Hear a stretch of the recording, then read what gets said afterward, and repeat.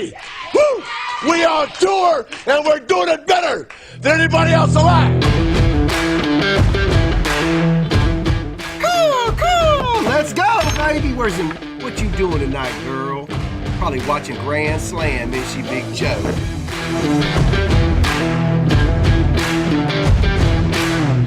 Holy shit. Here you go. Holy shit. Wow. Yo, Clint. I'm gonna need a magnetic. 180.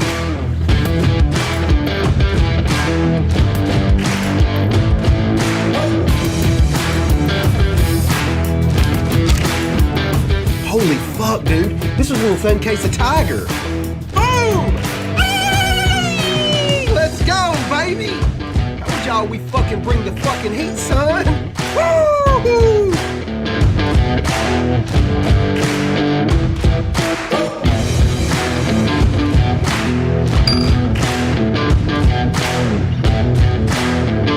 Oh shit!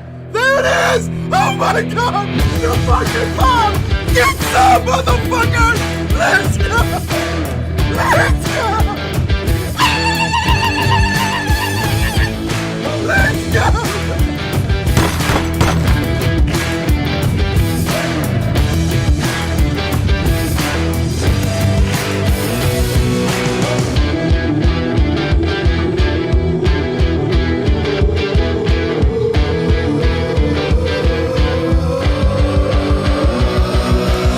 There it is, I got it. I got my fucking card! Let's go, baby! Let's go! Let's go, baby!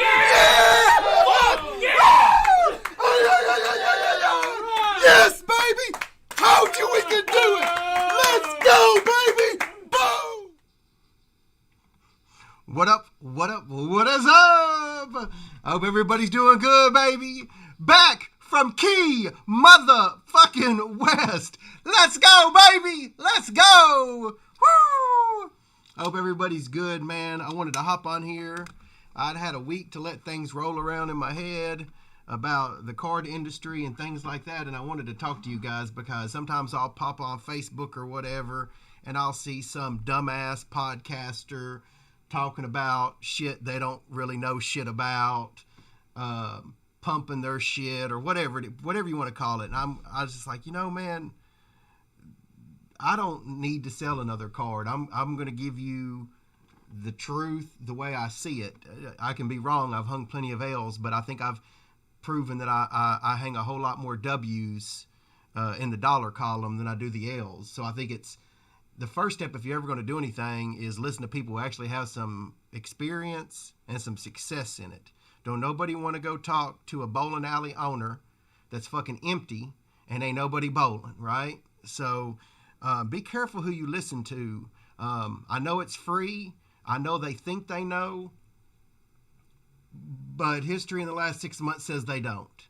So, it's one of those things that if you saw someone buying gobs and gobs of LeBron and Jordan and, at $40,000 a pop or whatever, and now they're down to 15 and they're giving you advice, you might want to pump the brakes on that knowledge. That's just up to you. With that said, I want to share with you everything that I feel like I've learned along the way and what I've really learned in the last year or so, which really is what is absolutely most important. The great thing about the first 25, 30 years is all of us that have been doing it that long, we understand where a Jordan rookie was for 20 years or prices. And when something's $10,000 and it used to be $150, like when something's really, really out of whack. So I wanted to go over a few things with you about sports card investing to give those who do that some advice. First of all, only buy what you really enjoy or believe in. I can die on the sword if I believe that Zion is going to be the NBA's next big thing. And when I say the next big thing, I don't mean the best player. I mean the player that the NBA pumps up the most, wants to put on the front of their ads, things like that. It's proven time and time again, you don't have to be the GOAT or the baddest mofo that's ever played the game to make huge amounts of profit on their cards. So it's all about the perception. It's all about what the sheep want, the crowd wants, whatever you want to call it. So with that advice, like I've said before, is if you're wrong, let's say I invest in Joey Votto cards because I like Joey Votto. Well, if you never sell them and you enjoy them, there's value in that. Your wife may go buy some $400 purse. Well, that purse is going to get worn out eventually. You're still going to have your John Morant Silver Prism rookie to enjoy at least. So my first bit of advice, first and foremost, is buy things you enjoy. So therefore, there is some value. If it goes down to being worth zero, there's some value in that card. That card can be a valuable lesson. Sometimes I keep a card that I lost money on just as a reminder, just to stay humble, just to remember that, hey man, my dumb ass,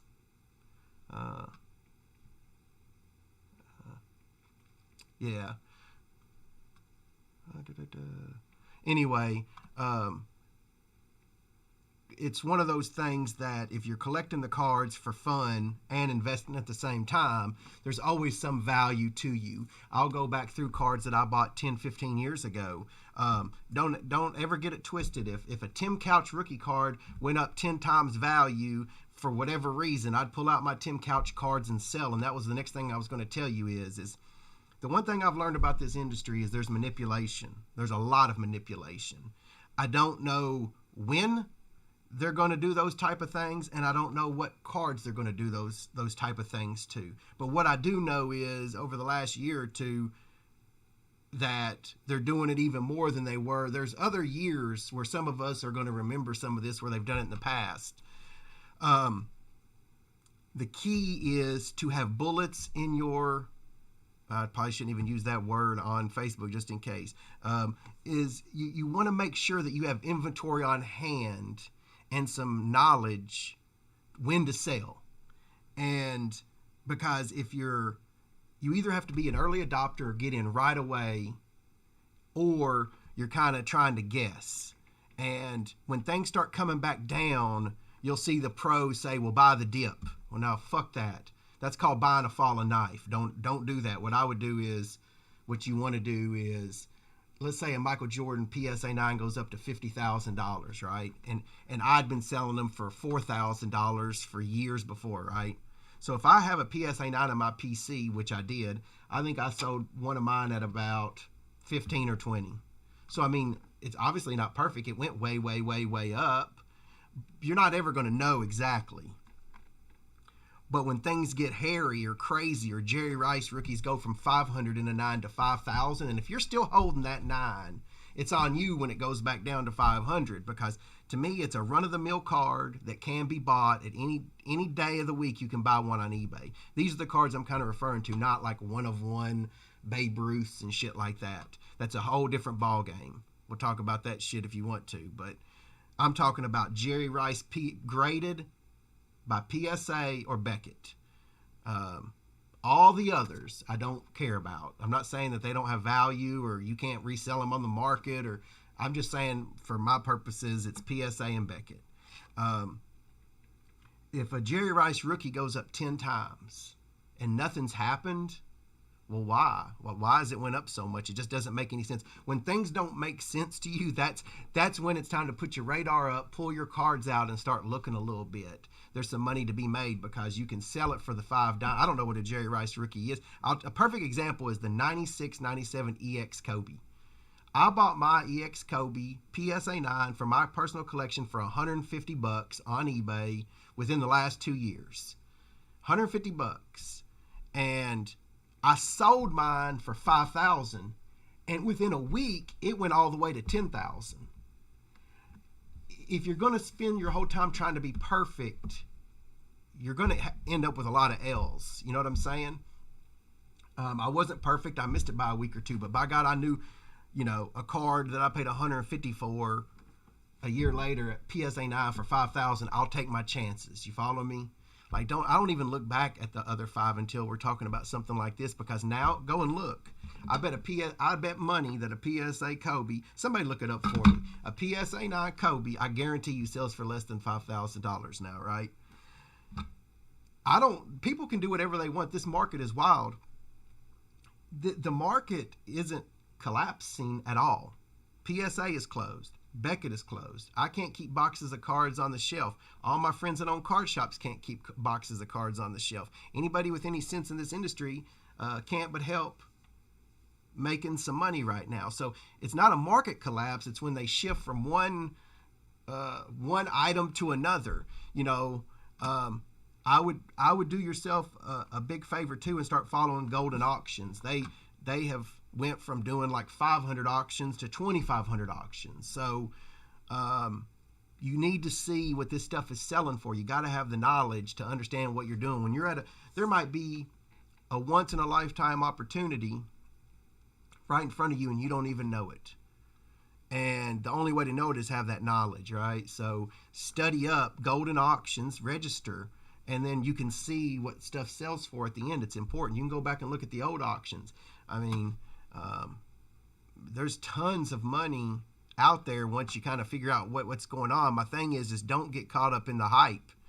I remember, you know, when LeBron got bounced before the playoffs, when they got bounced, they weren't even in the playoffs last year, 2 years ago. And his rookie was going up, the Topps Chromes, but the year they won it in the bubble, they were just flat. They weren't going up at all. And it was like, man, this has nothing to do with performance anymore. This has to do with whoever's up there pulling the strings. So you want to be careful of that. Don't get sucked up into the hype. Like whenever you're about to pull a trigger on a card or a player, you know, you need to ask yourself, hey, if this goes down to 0, can I live with this? And if that's the case, you'll be fine. But I'm never one to tell someone, hold your cards for decades. What I think you should do is you should build your arsenal of the big names, Kobe, LeBron, Michael, Giannis, Steph Curry, Booker, all these, much more in NBA than NFL, but regardless, whatever you do.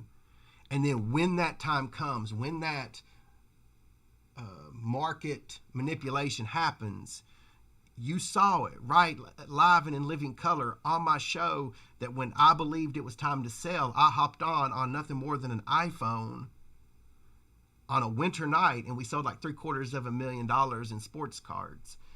Could I have been wrong? Of course. You know, they could go up. They could go up more. So fucking what? I'm cool with $750,000. You know, like, stop trying to be perfect, right? Be profitable, not perfect. I think that, you know, these huge increases aren't going to stop in certain players. When things come way down, if you like Michael Jordan, when they come way down, if you like Michael Jordan, buy a rookie, buy a BGS 8 or PSA 8. And then at some point in time in the next 5-6 years, there'll be this run up on it. And my advice to you at that time is to sell. It's just that simple to me. I think it's blatantly obvious to me that that's what goes on with some of this stuff. And, you know, it's sad that I don't know how all that works. All I can tell you is how to make some money at the bottom, like I feel like we did this year, and that's with having the key cards that were just in your collection. You know, like I had no intention of selling those Kobe cards. Like I had no intention of selling Kobe cards, right?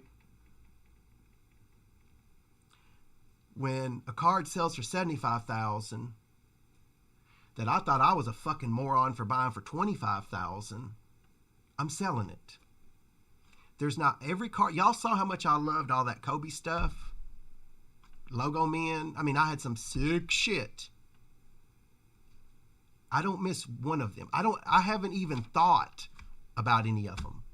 I could give 0 fucks. You know what I'm saying? Like, because sometimes there's this separation anxiety, right? You think, oh, if I sell this card, it's the only one in the fucking world. Well, man, it's the only one in your safe that can get you $450,000 or whatever, 150,000 or whatever it is. Like stop for a second, smell the roses.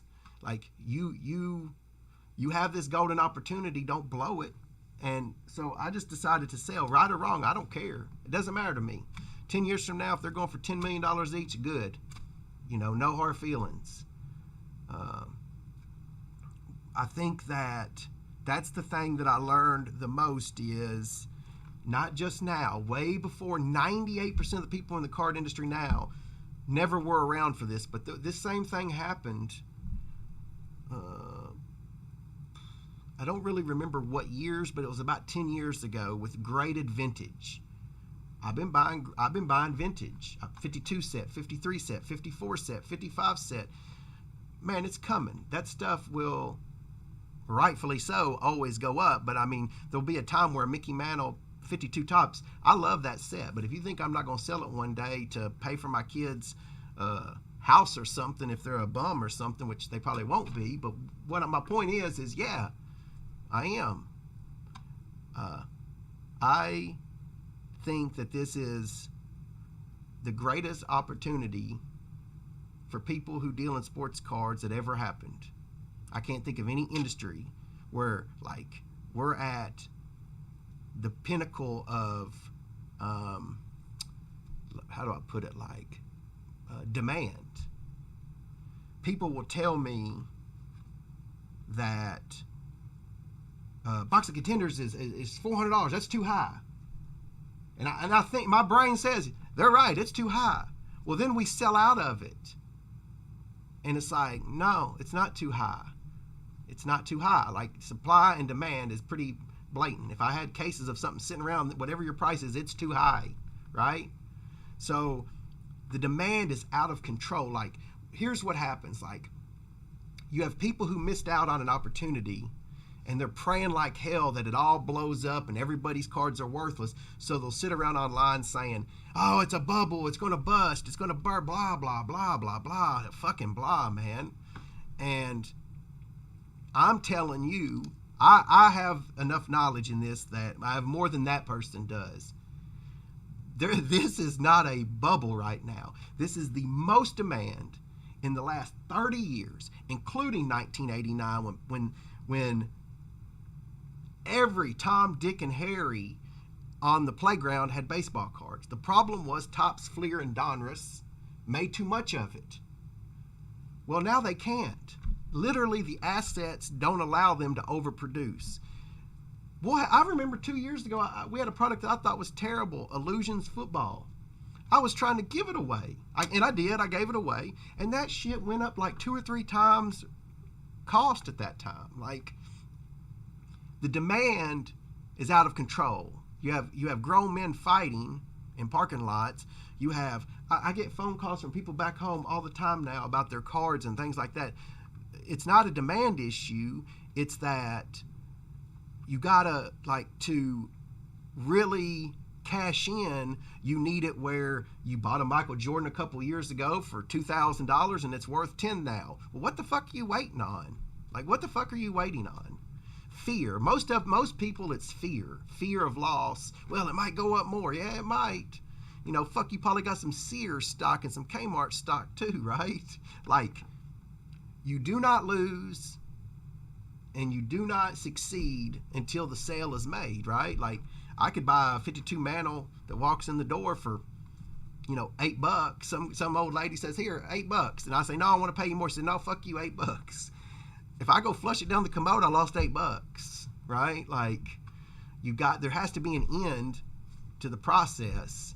And I always got a kick out of it. Like, even with Kobe, like, he's my favorite player that ever, I take that back. Pat Tillman, Kobe Bryant, my 2 favorite people. I don't think I've ever sold a Pat Tillman card. They've went through the roof the last few months. And if I needed the money, I would. It's just I don't want to. But my point is with the Kobe's, I love Kobe. I bought those cards with no intention of selling them, none. It's like, well, I'll just keep them. And at some point in time it gets to a number where you're like, you can change something in your life. You can buy your mother a car. You can buy your employee a car. Like at some point in time, it's like, fuck, man, I want the logo, man, but I don't want it that fucking bad. Does that make sense? Like, this national will be elbow to elbow, cash flowing out of everybody's pockets. Like, if you can't make money now, just go do something else. Because I'm telling you, like, I have nothing to sell. I'm not selling anything. I don't need to sell anything. I'm trying to equip you, because I'll get on sometimes and I'll hear people saying stupid fucking shit to their listeners, and I'm thinking, the fuck is wrong? Like, no, man, like, it's common sense, what we've seen if you've been in this a long time.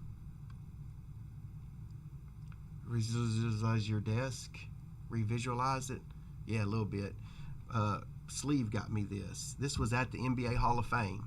They made 100 cases, but it could only be given out at the Hall of Fame, and they destroyed the rest.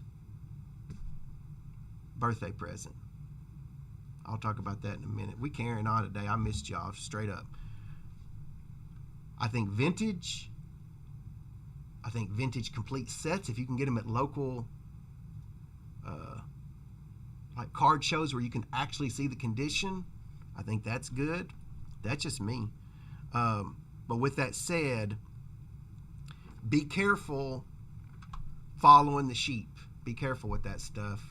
You'll end up holding a Magic Johnson, Larry Bird PSA 8 or a LeBron James Topps Chrome. You know what I'm saying? Like, don't get caught up with the hype, man. Follow, like to me, follow the people who were selling big ass cards in January, February, March, and ignore the ones that are on there that were buying back then and then are trying to pump up whoever it is. Like, it was crazy. If you remember, like, I would buy a card and within one day I was trying to sell it. I'm not sure if y'all remember that. We were spending huge amounts of money out front, and it was literally like a hot potato. Like, it was like, oh shit, you're risking. But if you can get it sold, and maybe it goes up to, I'm not saying don't buy if you don't want, do whatever you want. I'm just saying what worked for me and I think can work for you. Load up on things like, I think Allen Iverson rookie cards, like things that aren't hot. Like, you can't buy when something is sizzling, fucking scorching hot and expect to get rich all the time. You know what I'm saying? Like, you got to buy things that are just flatline. Let's say Allen Iverson rookies have been $20 a piece for 10 years. Well, at least you have nothing to lose. You're going to be able to get your $20 back. And I feel like that's, like, I think buying, like, I've been buying, like, I don't mind telling you what I buy because there's enough for everybody. Like, I buy flawless patches, autos. I just do. I think that I've learned from Exquisite, 15, 17 years ago, history repeats itself. People want, the rich folks want the best of the best, right? Flawless is the best of the best. So if you have like Singletary and Lawrence Taylor, go look at fucking Stephon Marbury limited logos and shit. I mean, it's crazy. I love the car. Like, I bought McCaffrey the other day for like $150, $170, whatever it was. My point is, if I never sell this car, this is a really cool car that I enjoy. But if it goes up to $1,000, I'm selling it. You know what I mean? Like, always, my rule at first when all this happened, I'll tell you, my rule was when it went up 3 times the value, I sold it. That was what I started out with.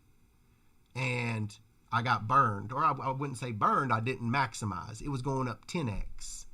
There were people I was selling cards to at 3x what I paid, and then they were 3x. And so pretty quick I learned, fuck, this is out of control. Like fucking, just craziness. And so like I would just let it go up more. I wasn't in a big a rush. And sure enough, it went up. Nobody's going to know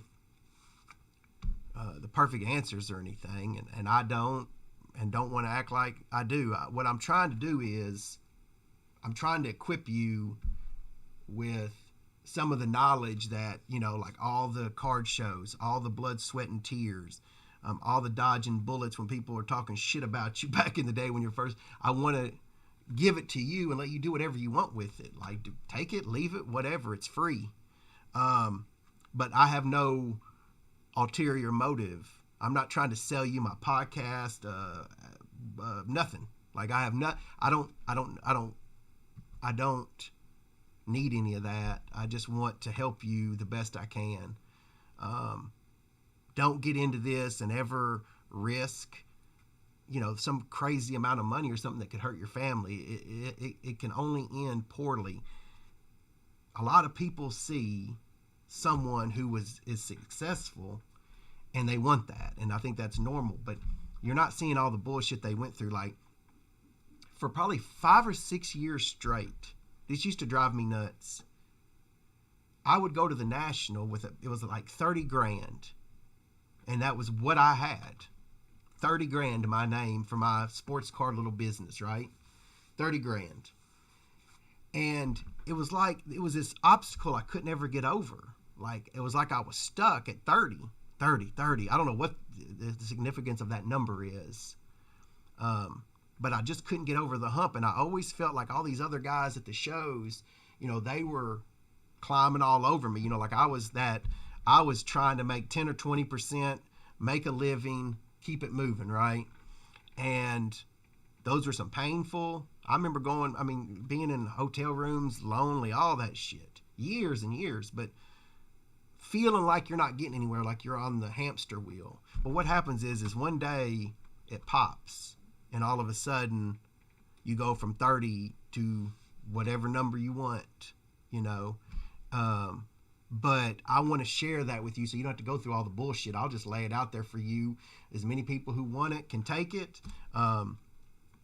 It's not like I tell you what I buy. I have I have 2-row boxes full of Zion. I have 1 2-row box full of Ja, and it's not bullshit stuff. It's good stuff. Like, I collect Zion and Ja. I think the NBA are trying to make those two, particularly Zion, the face of the NBA, and I think Ja Morant is just a bad motherfucker. If either the Grizzlies get a good team or he goes somewhere where he can shine, it's really going to be good. But regardless, like, I'm an open book. You can ask me whatever you want. I don't believe that whatever you do well takes anything away from me. I want to help. It's just as simple as that. I've already told you I've accomplished what I want to accomplish. If I never sell another baseball card, I promise you I will go find something else to do with my life. And it'll be a challenge. That's cool. I told you I came to do what we did, and from here on out it's just fun and games, man. I want to be straight up and try to help the best I can. I don't, really know what else to say on that other than that's the playbook. That was my playbook. I want to lay it out there for you. Any questions you have, you let me know.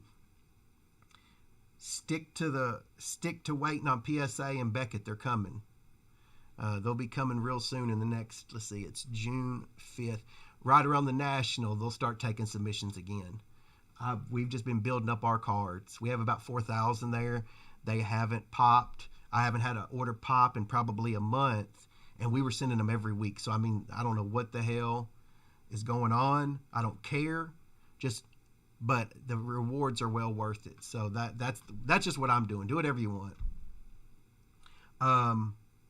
As far as like what I've been buying lately, honestly, man, I haven't been buying a lot lately. I've been buying the flawless patch autos. I bought a Kobe Gold Refractor Finest Rookie PSA 8. I paid $10,000 or $11,000 for it.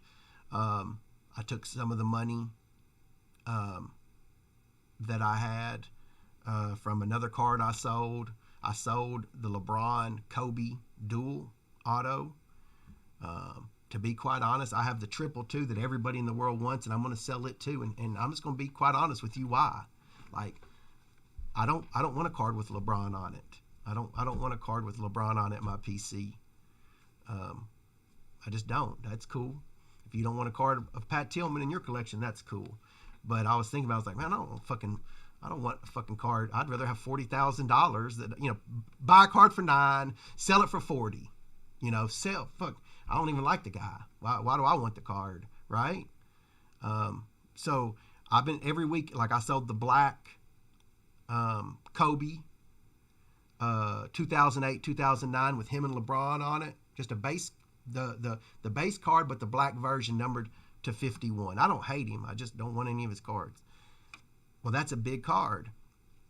I paid like $600 for the complete set of it, like the gold, the orange, the black, the silver, and the gold, like the base silver and gold.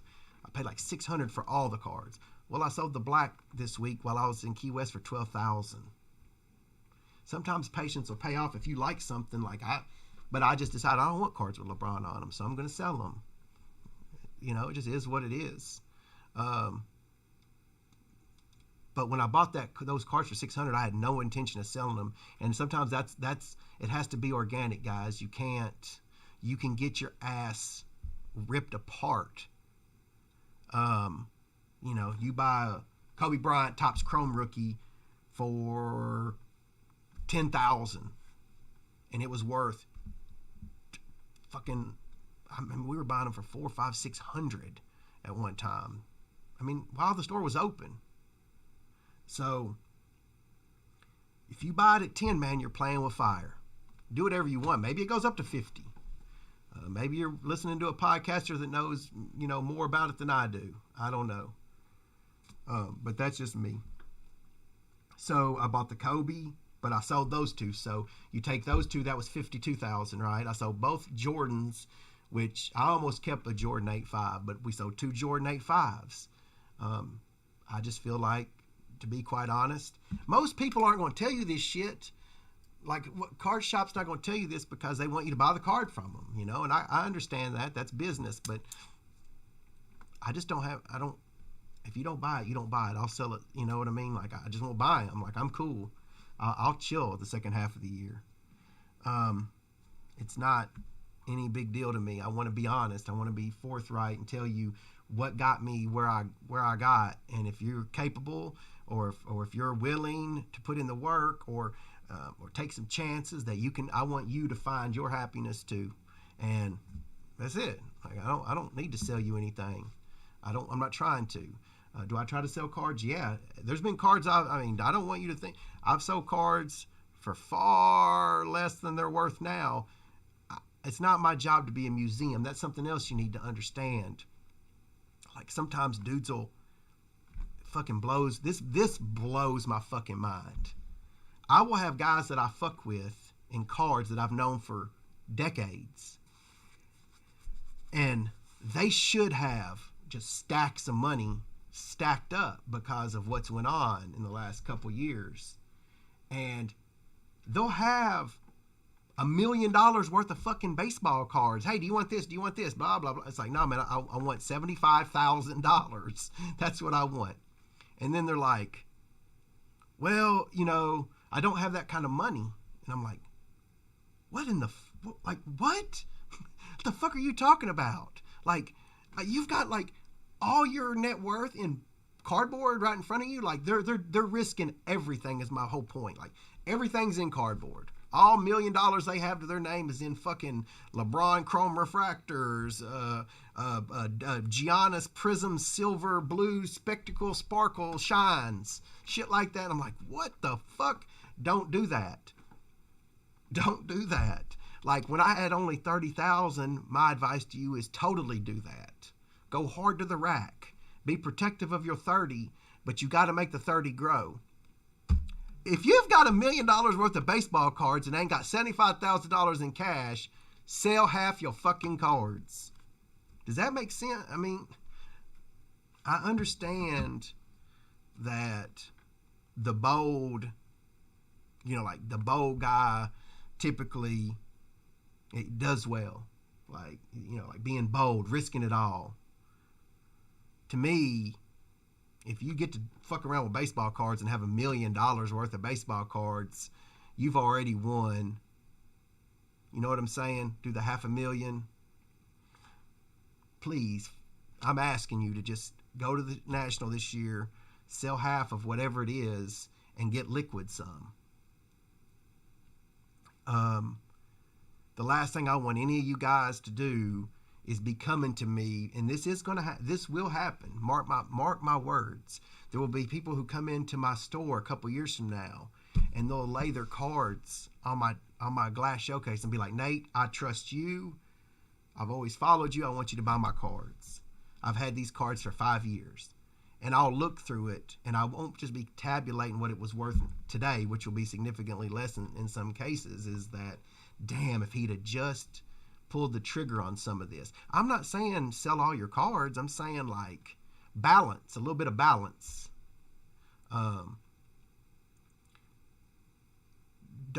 This isn't a get-rich-quick scheme, this card thing. It's supposed to be fun and enjoyable, and that's how it was for me. And then it just, these cards all blew up, and you saw me. Y'all saw everything that y'all say. Who said I hate LeBron, man? Just, hey, run along, bro.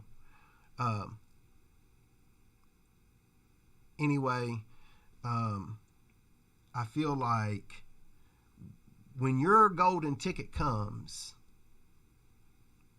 cash it in. It's just as simple as that. And if you don't want to, you don't want to. That's up to you. You know, God help you. It's up to you. All right.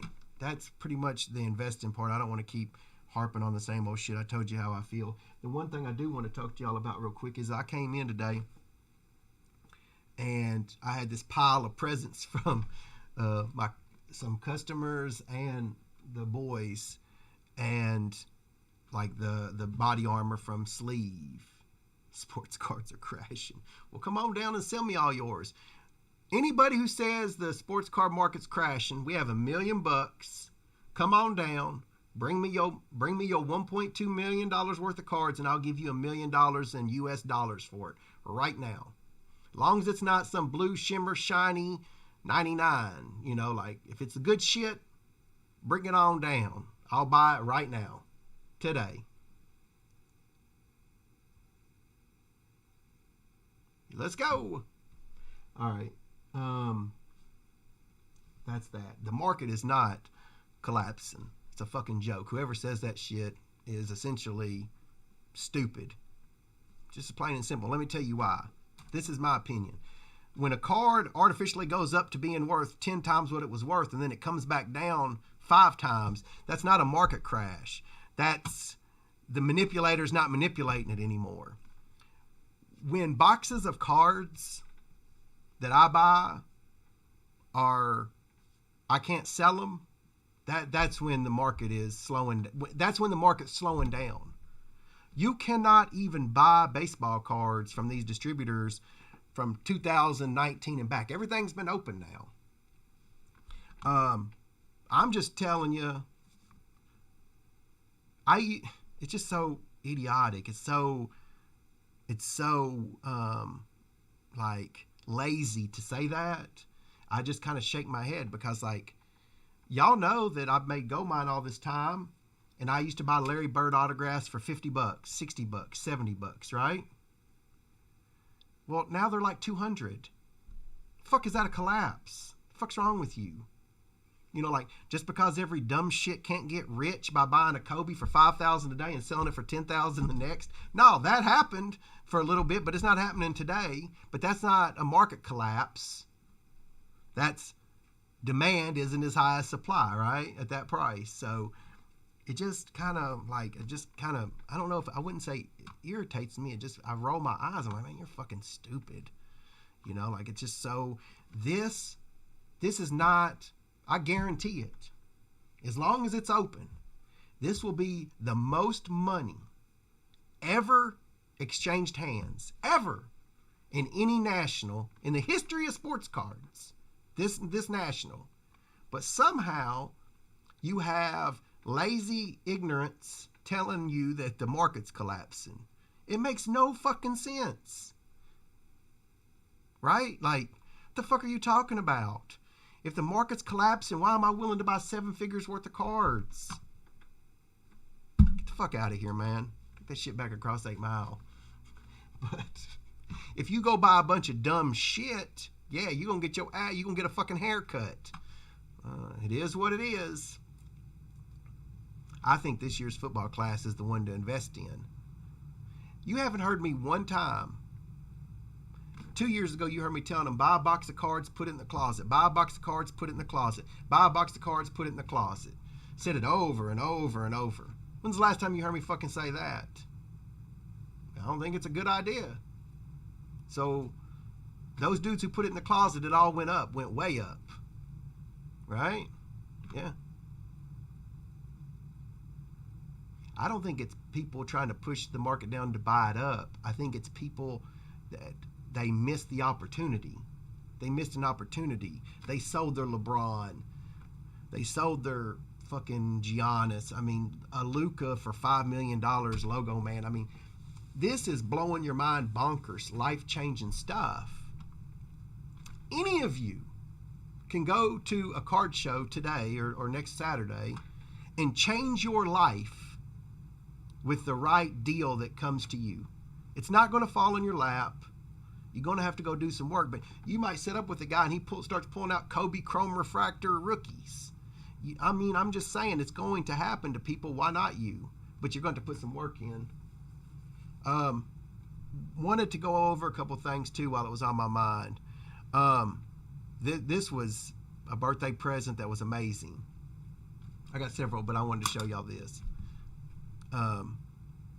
The Pat Tillman shoe came out on a day last week, and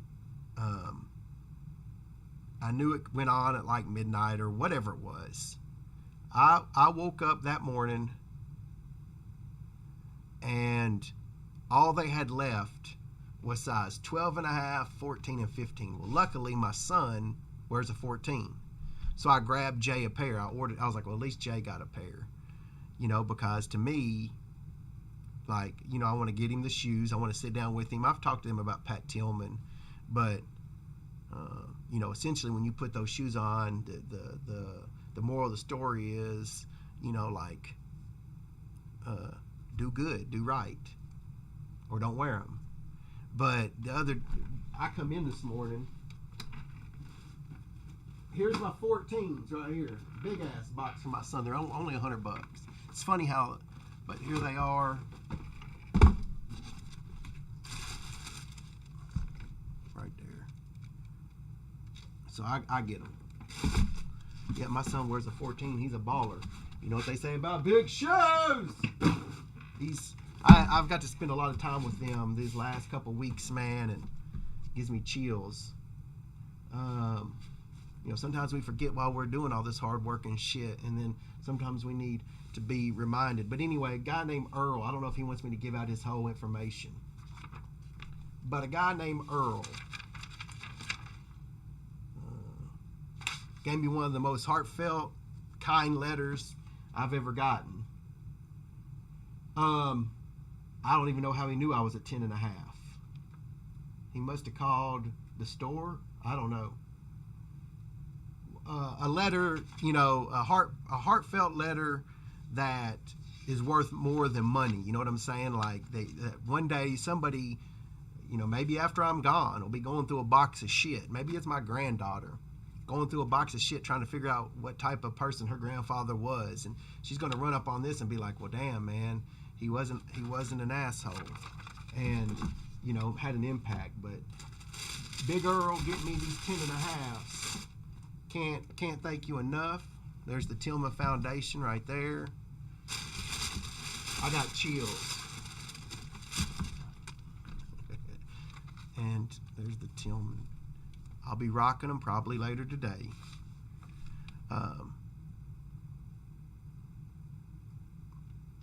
You know,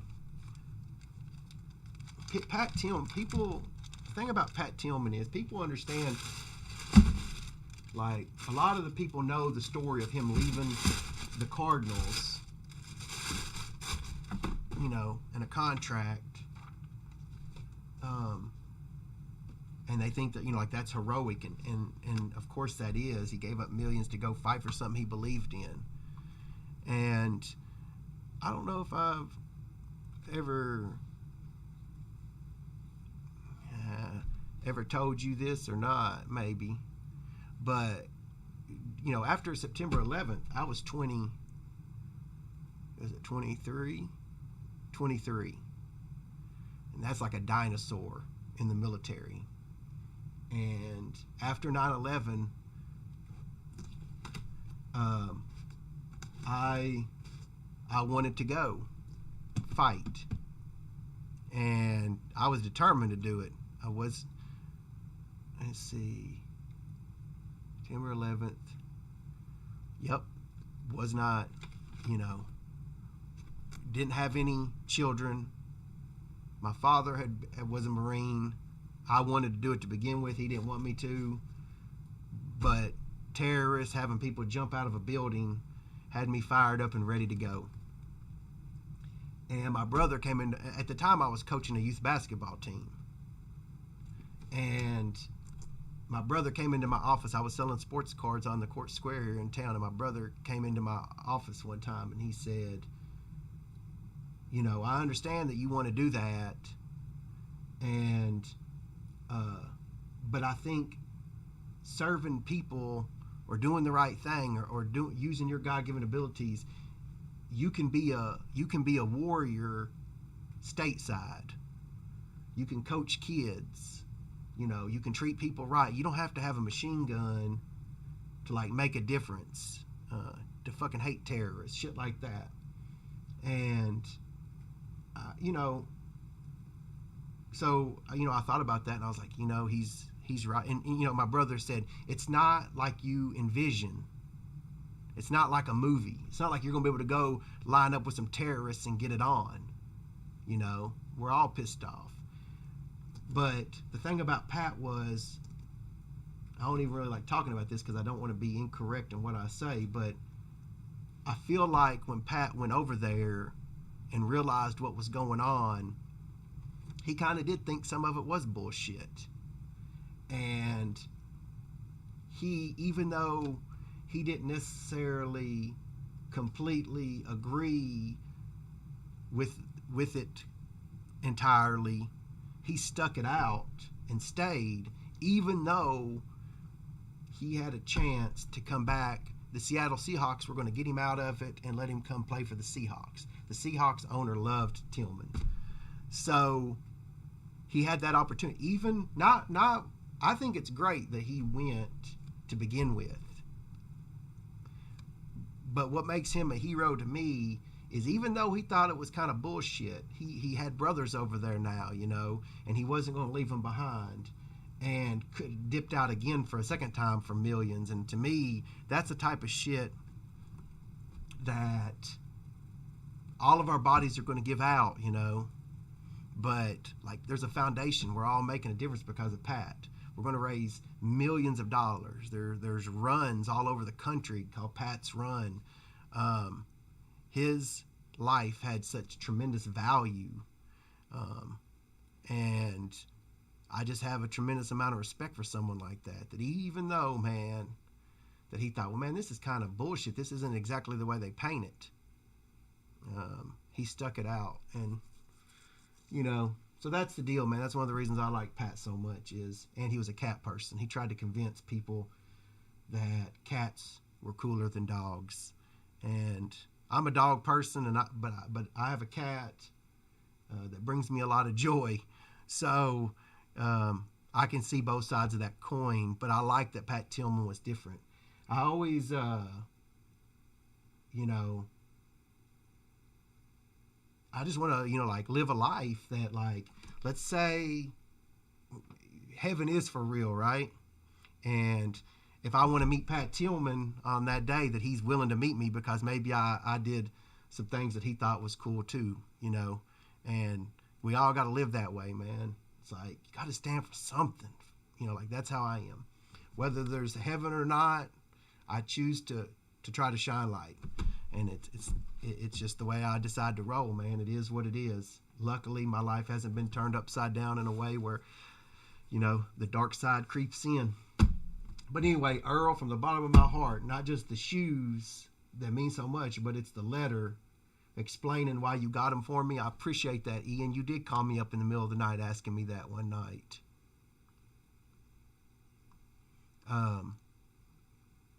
I think that's what makes this ride we've been on at Grand Slam so crazy, is that, you know, a guy named Earl, my man Big Earl, will send me a pair of Reeboks that, you know, to some people wouldn't mean anything, but to me, man, means a lot. And particularly because I didn't even get a pair. It's crazy that I didn't, you know, just didn't get up and figured they'd be there at 8 a.m. Like, why would I have to get up at midnight? Anyway, much love, Earl. I also want to go over a couple things. The boys got me. Gary got me gift cards to Outback. Told me to take Sherry out for a really good time. Every single employee, you know, wrote me notes, and they got me this picture, which they knew that would mean the most to me. Is they got me this picture, and this is my squad right here. You know, you give me this 5 and me, and you put me up against Blowout and 5 of his best, whoever, and we will kick the fuck out of you. It's just the bottom line. They know it, and we know it. You know, Rookie got me a freaking Jamar Chase jersey. Yeah. Number 1, baby. Who dey? That's the other thing that I talked to you guys about. You know, like when we talk about success or whatever in sports cars, is that try to surround yourself with as many people as you can that believe in what you're up to. If you've got people that are always second guessing everything you're doing, or don't believe in you, or chuckle, or whatever, if at all possible, try to cut those people out. They're a cancer to where you're trying to get. Some people will pat you on the head, and then when you surpass them, they'll try to tear you down.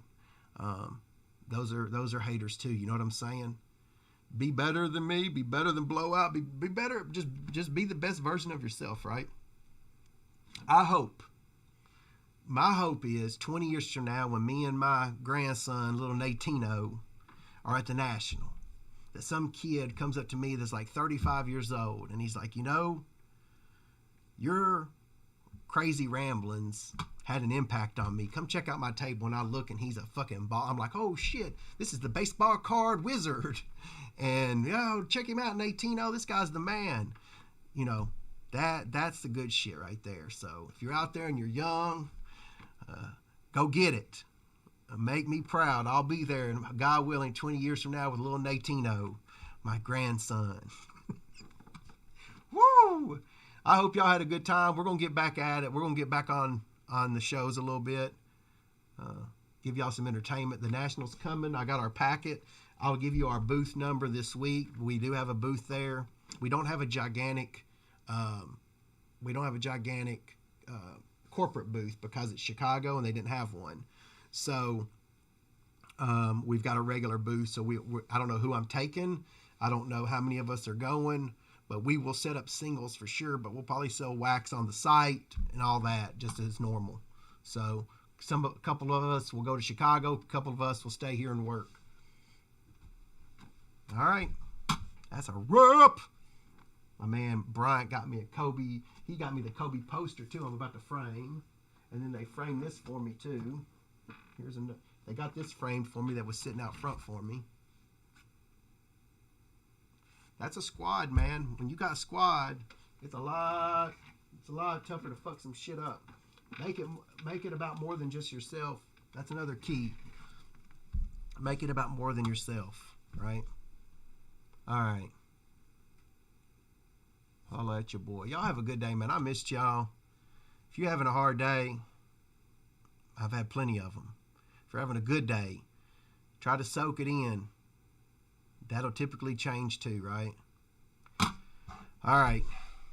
Always be dragging.